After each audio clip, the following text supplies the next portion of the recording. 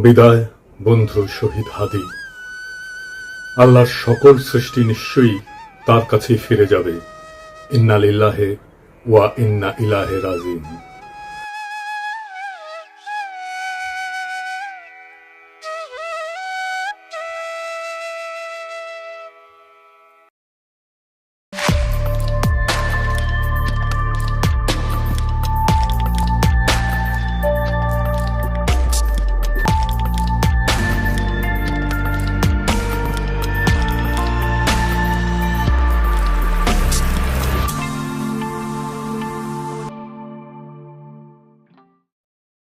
ফ্যাসিবাদ বিরোধী সংগ্রামে আমাদের সহযোদ্ধা বীর শরীফ ওসমান হাদি আমাদের এই পৃথিবীর মায়া ছেড়ে চলে গেছে।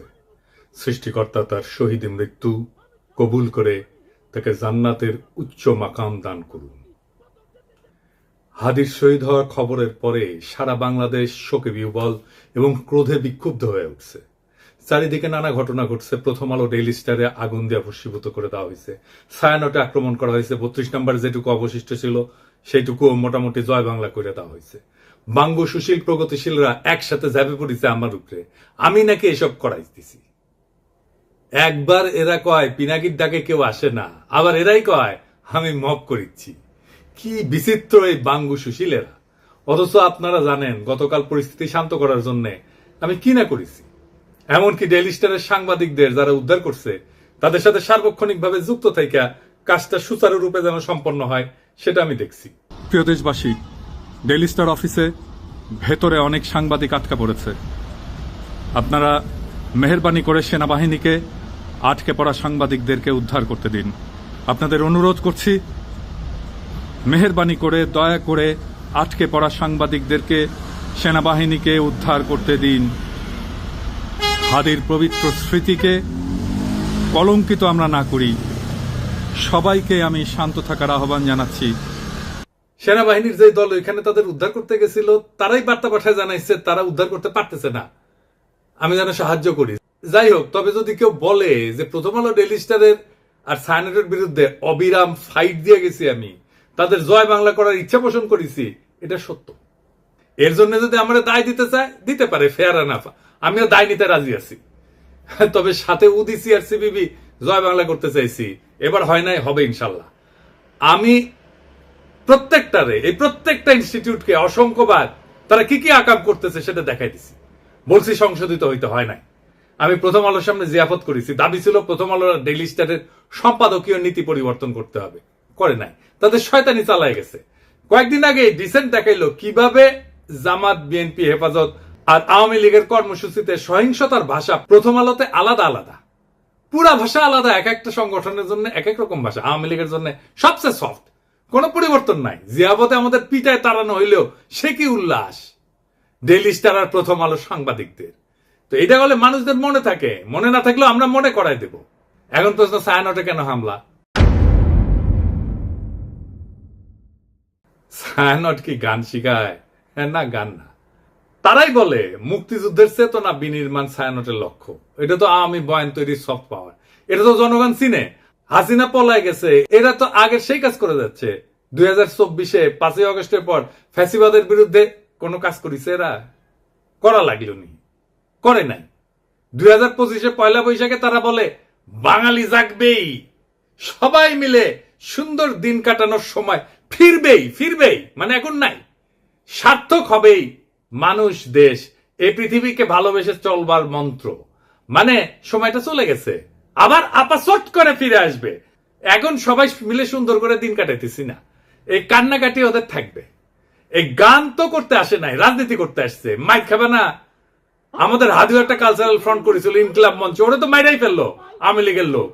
তার পাল্টা তো আপনাদেরটা ভাঙচুর হইতেই পারে, মাইনা নেন।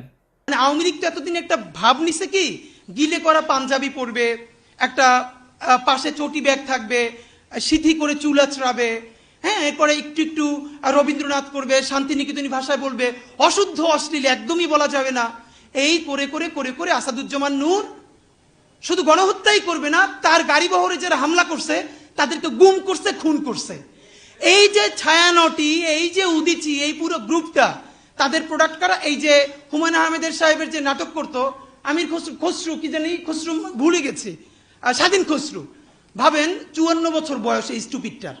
মানে আওয়ামী লীগ যে কত বড় স্টুপিড হইতে পারে ওদের সব গেছে। মানে ওরা এই দুনিয়ার সমস্ত নারী অধিকারের তো টেন্ডার নিয়ে আসছে, নারী অধিকার নিয়ে কথা বলবে, ওরা সংস্কৃতি কর্মী। এই যে একজন মহিলা উপদেষ্টা তার ছবিটা পিছনে রাইখা যেই ভাষায় যা বলতেছে, এইটা তো ছাপরি বললেও হয় না, এটা দুনিয়া কোথাও নাই, এটা কোনো ক্লাসই নাই। মূলত আওয়ামী লীগ এই ক্লাসেই বিলং করে। তো আওয়ামী লীগ যে এই ক্লাসে বিলং করে এইটা যাতে ধরা না পড়ে, এই জন্য তারা এইরকম গিলে করা পাঞ্জাবি, অনেক বুদ্ধিজীবী তাত্ত্বিক, এই যে তাদেরকে দিয়ে দিয়ে দিয়ে দিয়ে প্রচুর ভেগ কথাবার্তা বলাইতো। আপনি অর্ধেক বুঝবেন অর্ধেক বুঝবেন না, আলো আধারি ভাষা, চর্যাপদের মতো, মানে বিরাট একটা তাত্ত্বিক ব্যাপার। এই বলে বলে তারা বাঙালি জাতীয়তাবাদের নামে বাংলাদেশকে টুঙ্গিপাড়ার কলোনি বানাইছিল। আমাদেরকে এখন যেটা করতে হবে, সেই কলকাতা এবং টুঙ্গিপাড়ার কলোনিয়ালিজম ভেঙে ঢাকার বাংলাদেশ গড়ে তুলতে হবে। আর বাংলা মানে আর এখন আর কলকাতা না, বাংলা মানেই বাংলাদেশ। এই স্বাধীন পরিচয়ের জন্য আমাদের দীর্ঘ প্রস্তুতি নিতে হবে, মনস্তাত্ত্বিক লড়াই, সাংস্কৃতিক লড়াইয়ের জন্য। আমি আশা করছি যে আপনারা সবাই যে যার পরিসরে, জুলাই শুধু বাঁচিয়ে রাখলে হবে না, জুলাইকে মাথা উঁচু করে বাঁচিয়ে রাখতে হবে, তাহলেই বাংলাদেশের স্বাধীনতা, সার্বভৌমত্ব বাঁচবে, বাংলাদেশ বাঁচবে। তাহাদিরা আসলে মারছে কে? হাদির হত্যাকাণ্ডের পিছনে ডিজিএফআই আছে, এটা আমার শক্ত অনুমান। প্রত্যেকটা জায়গায় ডিজিএফআই এর সিগনেচার বর্তমান। কেন কইছি? কারণ ওয়াকারের পথ বালক আর ডিজিএফআই হাদির ঘটনা নিয়ে একদম প্রথম থেকে উদ্দেশ্যমূলকভাবে মিথ্যাচার করতেছে। কিভাবে? একদম দেখাই দিই চোখে আঙুল দিয়া। ঘটনা ঘটে শুক্রবার 12 ডিসেম্বর দুপুরের দিকে। ঘটনা ঘটার সাথে সাথে এই ওয়াকারের পথ বালক আসল অপরাধীকে আড়াল করার জন্য কইল কি ভারত থেকে আসছে নাকি 80 জন শুটার বানোয়াট গল্প প্রচার করলো। কিন্তু ডিসেন্টের অনুসন্ধানে আসল অপরাধী বের হয়ে আসলো, আদাবরের লীগের সন্ত্রাসী যে জেলে ছিল, তারা জামিন করাইছে বিএনপির নেতা। তারপরে কি হলো? ঘটনার ঠিক পরের দিন সে অপরাধীর অবস্থান সম্পর্কে ভুয়া ডাহা মিথ্যা তথ্য ছড়ায় যে অপরাধীরা 12 ডিসেম্বর শুক্রবার সন্ধ্যায় ভারতের গুয়াহাটি পৌঁছে গেছে। অথচ আবার সে নাকি এটা আবার হোয়াটসঅ্যাপে ইন্টারসেপ্ট করে পাইছে। চিন্তা করেন। অথচ অপরাধ ঘটে দুপুরের দিকে। দুপুরের দিকে ঢাকা থেকে রওনা দিয়ে সন্ধ্যায় আসামের গুয়াহাটি পৌঁছানো সড়ক পথে অসম্ভব একটা ঘটনা। এছাড়া ঘাতক ফয়সালের বাবা মা আদালতে তাদের স্বীকারোক্তিতে বলছে ঘাতক সেই শুক্রবার রাতে ঢাকার আগারগাঁওয়ে তার বোনের বাসায় ছিল। অর্থাৎ ঘাতকেরা যখন ঢাকায় তাদের বোনের বাসায়, সেই সময় ওয়াকারের পথ বালক গুজব রটাইতেছে যে তারা ভারতে চলে গেছে। চিন্তা করেন, তাদের সন্ধান করে লাভ নাই। মানে বুঝিছেন? যুগান্তরে তার বাবা মা প্রকাশিত বক্তব্য অনুযায়ী সেই রাতে ঘাতকের বোনের বাসায় তারা দেখা করে ফয়সালের সাথে। সেখানে আসামি শুটার ফয়সাল তার অবস্থান নিরাপদ মনে না হয় আগারগাঁও থেকে মিরপুরে যায়। পরে শাহজাহানপুরে আসামি মোহাম্মদ হুমায়ুন কবিরের ভাতিজা আরিফের বাসায় যায়। শুটার ফয়সালের ব্যাগ নিয়ে তার বাবা হুমায়ুন কবির একটা সিএনজি ভাড়া করে দেয় এবং সঙ্গে কিছু টাকাও দেয়। পরবর্তীতে আসামিরা তার ছোট ছেলে হাসান মাহমুদ বাবলু ওরফে রাজের কেরানীগঞ্জের বাসায় আসে এবং তারা জুরাইন থেকে 2টা মোবাইল সিম কিনে ব্যবহার করে। বাবা আমার বক্তব্য যেটা পত্রিকায় প্রকাশ হয়েছে, আমি ব্যানে করছি না, সেটা অনুযায়ী ঘাতক যে এখন ভারতে আছে এমন কোনো তথ্য নাই। ওয়াকারের পথ বালক প্রথম থেকে অপরাধীদের খোঁজাকে ভুল পথে নিয়ে যাওয়ার চেষ্টা করেছে না এবং নিরুৎসাহিত করেছে না যে চলেই গেছে, তো এখন আর খুঁজে লাভ কি? ওয়াকারের পথ বালক অপরাধীদের একটা ভুয়া সেলফি শেয়ার করে বলে গোয়েন্দারা নাকি তার ফোন ইন্টারসেপ্ট করে পাইছে। এইরকম আজগুবি দাবিকে কম্পিউটার ইঞ্জিনিয়ার হাস্যকর বলে ব্যাখ্যা করছে এবং কেন এটা মিথ্যা দাবি এবং অসম্ভব ঘটনা সেটাও ব্যাখ্যা করছে। তবে সফটওয়্যার ইঞ্জিনিয়ার তানভীর আহমেদ আরজেল সাইরের দাবি মিথ্যা উল্লেখ করে তাকে চ্যালেঞ্জ করেছেন। আইটি এক্সপার্ট তানভীর আহমেদ গণমাধ্যমকে জানান, একজন সফটওয়্যার ইঞ্জিনিয়ার হিসেবে বলছি, জুলকারনাইন সায়ের 100% ভুয়া তথ্য দিয়েছে। সে দাবি করছে অপরাধীরা অন্যের মোবাইলে সেলফি পাঠাইছে আর সেটা গোয়েন্দা সংস্থা ইন্টারসেপ্ট করে এই ছবি পাইছে। 2026-এ এসেও এই কথা বিশ্বাস করার মতো নয়। পথ বালককে বলছিল আইসে ডিবেট করতে, করে নাই। এই 3টা ঘটনা থেকে এটাই প্রমাণিত হয় যে ওয়াকারের পথ বালক আর ডিজিএফআই প্রথম থেকে হাদির ঘটনা নিয়ে আসল অপরাধীকে আড়াল এবং রক্ষা করার জন্য একের পর এক মিস ইনফরমেশন আর স্মোক স্ক্রিন ছড়ায় গেছে। এই ইন্ডিয়ার দালাল পথ বালক বাংলাদেশের জনগণের 1 নাম্বার শত্রু, বাংলাদেশের স্বাধীনতা সার্বভৌমত্বের শত্রু। তবে একটা কথা সবাইকে একটু বলি, একটু শোনেন। শহীদ ওসমান হাদির মরদেহ এখনো দেশে এসে পৌঁছায়নি। স্বাভাবিকভাবে আমাদের প্রত্যেকের হৃদয় ভারাক্রান্ত, আবেগে বিক্ষুব্ধ। এই মুহূর্তে আমাদের সবচেয়ে আগে যেটা দরকার তা হলো সর্বোচ্চ সংযম এবং দায়িত্বশীল আচরণ নিশ্চিত করা, যেন একজন জুলাই যোদ্ধার বিরচিত আত্মত্যাগের প্রতি যথাযথ সম্মান জানায় তার জানাজা এবং দাফন শান্তিপূর্ণ এবং মর্যাদার সাথে সম্পন্ন করা যায়। এমন সংবেদনশীল সময় পরিস্থিতিকে আরো নাজুক করে তুললে এটা হবে একেবারে বেপরোয়া এবং আত্মঘাতী, যার পরিণতি হবে গভীরভাবে ক্ষতিকর। এর তাৎক্ষণিক ফলাফল অনুমান করা কঠিন না, কিন্তু তা হবে ধ্বংসাত্মক। দীর্ঘদিনের ক্ষোভ থেকে ফ্যাসিস্ট বয়ান উৎপাদনকারী দেশের দুইটা পত্রিকা জনতা হামলা, ভাঙচুর, অগ্নিসংযোগ হয়েছে এবং আগুনে কিন্তু একটা পত্রিকার সাংবাদিকদের জীবন বিপন্ন হয়ে উঠছিল। পরিস্থিতির যেন আর অবনতি না হয়, মেহেরবানি করে সতর্ক থাকবেন। আমাদের তো সব কাজের দোষ। বিদেশি গণমাধ্যম চাইবে, ইন্ডিয়া চাইবে হাদির শহীদ মৃত্যুকে শিরোনাম না বানায় অগ্নিসংযোগ ভাঙচুরের দৃশ্যকে শিরোনাম বানাইতে।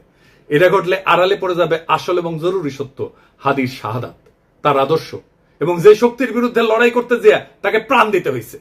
আরো দুঃখজনক হইল, গুলিবিদ্ধ হওয়ার পর সারা দেশে হাদিকে ঘিরে যে বিপুল ভালোবাসা, দীপ্ত আবেগ এবং নৈতিক সংহতির জোয়ার সৃষ্টি হয়েছে তা মারাত্মকভাবে ক্ষতিগ্রস্ত হবে। আমরা কোনোভাবেই হাদির আত্মত্যাগকে এইভাবে নষ্ট হতে দিতে পারি না। আমাদের শত্রুরা চায় বাংলাদেশের মানুষ যেন ঐক্যবদ্ধভাবে আধিপত্য এবং দমন নীতির বিরুদ্ধে দাঁড়াইতে না পারে, ইনসাফের পক্ষে দাঁড়াইতে না পারে, স্বাধীন সার্বভৌম বাংলাদেশের পক্ষে দাঁড়াইতে না পারে। জুলাই যেন কলঙ্কিত হয়, মানুষ যেন ক্লান্ত এবং বিভ্রান্ত হয়ে আবার তাদেরকেই স্বাগত জানাইতে শুরু করে যারা পতিত শক্তির পুনর্বাসনে সহায়তা করবে এবং পুরনো মডেলের কবজায় দেশকে আটকায় রাখবে। এই সংকটময় মুহূর্তে আমাদের প্রয়োজন শৃঙ্খলা, ধৈর্য এবং রাজনৈতিক স্পষ্টতা। খুব সহজে উস্কানি দিয়া সংঘাত সৃষ্টি করা যায়। আফগান পাকিস্তান সীমান্তেই দেখেন না, অনেক ক্ষেত্রে না বুঝে তরুণরা সে আগুনে ঝাঁপায় পড়ে, প্রাণ হারায়।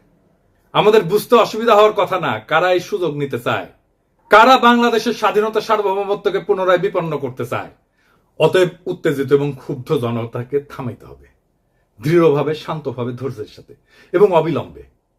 হাদির লড়াইকে রক্ষা করার জন্য, নতুন বাংলাদেশকে রক্ষা করার জন্য, বিপ্লবকে রক্ষা করার জন্য এবং যে ইনসাফ, মর্যাদা এবং আদর্শে অবিচল থাকার কারণে হাদিকে জীবন দিতে হয়েছে, সেই সুমহান লক্ষ্যের স্বার্থে আমাদের এই দায়িত্ব পালন করতেই হবে। আমরা সেটা করব ইনশাল্লাহ।